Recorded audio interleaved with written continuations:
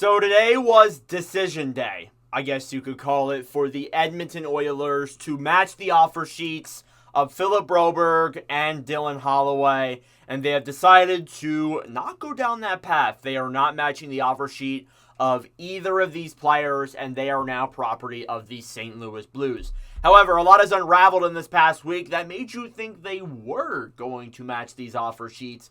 However, from what it has turned out, it just seems like they're just trying to make some cap room. So we'll start off here with some of the trades that occurred this past week with the Oilers trying to, I guess, free up some cap room. It started off with a trade acquiring Vasily Podkolzin from the Vancouver Canucks in exchange for a 2025 fourth-round pick from the Ottawa Senators. This is a weird deal because getting Podkolzin, who was a guy who was a top 10 draft pick, I think in 2019, and really has not performed in the NHL, has not been able to get a role in Vancouver. It's been mostly in the American Hockey League. He's played games in the NHL, but never could really get off the ground after a 30-point rookie season. And acquiring him for not that much, I'm not saying that they gave up a ton for Podkolzin, but it seems like to me that is their replacement, essentially. Their replacement is Podkolzin. Doesn't make a lot of sense. I would rather Dylan Holloway over Podkolzin 100%. I know people are like, no duh. But it's kind of concerning the way Stan Bowman's going in the direction with that. Kind of a head scratcher to me. I'm not really 100% sure. Later that day, or I think it was the following day, they made a deal with the Sharks where the Oilers acquired defenseman Ty Emberson and the Sharks acquired defenseman Cody Ceci and a 2025 third-round pick.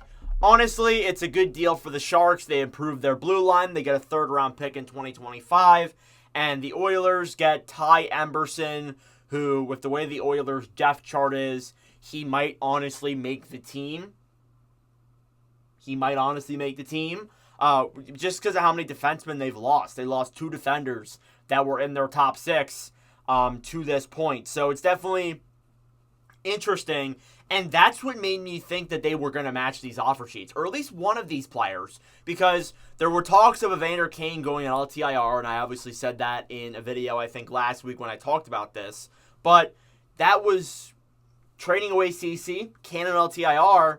That probably gives you enough money to match both of them. Now, you may need to make another move afterwards to kind of, make more cap room or get under the cap floor, or cap ceiling, I guess. But regardless, it's such a head scratcher to me because your replacements for these guys are Podkolzin and Ty Emberson. Really? And you lose Ceci in that. And listen, Ceci overpaid. He's been talked about as, not a good defender. Yes, there's that argument. But still, I would rather Ceci over Ty Emberson, and I think the next guy coming in is what? Josh Brown? It's such a head scratcher to me, and it really makes me lose a lot of confidence in Stan Bowman after this, and it's really just, it doesn't make sense to me whatsoever. There was another trade today after the offer sheets were not matched. I guess this was some compensation for them not getting back their players. The Oilers got Paul Fisher and a 2028 third-round pick in exchange for future considerations. Paul Fisher, he had all right stats in University of Notre Dame, but he honestly is not going to be an NHL impact player. I guess the Oilers want another defenseman in their depth charts, but Fisher isn't expected. He's not a big-name prospect by no means. I looked at my notebooks. He's not even listed as a top 20 prospect on some of these rosters. So it does leave some concern there for sure. But, yeah, I don't know. The Oilers really head-scratching side of the move to me. We'll see what they do, because I feel like there will be another move coming. No way your replacements for that. Again, as I said, no way your replacements are Ty Emberson and Vasily Podkolzin. There's no way. So we'll transition over to the St. Louis Blues end of things here. They make out like a bandit in this, to be honest with you. They only have to give up 2/3, a defensive prospect, and a second-round pick for essentially 2 young players. So they signed Philip Broberg to a 2-year, $4.58 million deal, and they also signed Dylan Holloway to a 2-year, $2.29 million deal. So just so you guys know, obviously, just so you know, for the fact what the contracts were. But it's a great move for St. Louis. It is such a smart move because you look at the Oilers, they are barely at the cap floor or barely at the cap ceiling. They are, in fact, over the cap. And, it was going to be a struggle had there not been an offer sheet to sign either of these two players, let alone one of them. So, honestly, it's a perfect move. You don't have to give up a lot. Like a second-round pick and a third-round pick isn't that bad. They'll manage. And honestly, I think that getting some young guys in your roster who will get more time with the Blues than they would the Oilers, obviously, because the Oilers just made the Cup Finals and St. Louis didn't even make the playoffs.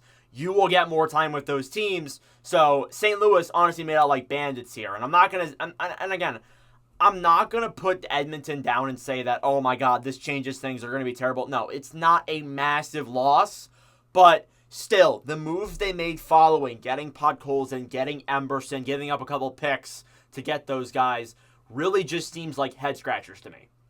That's your replacement?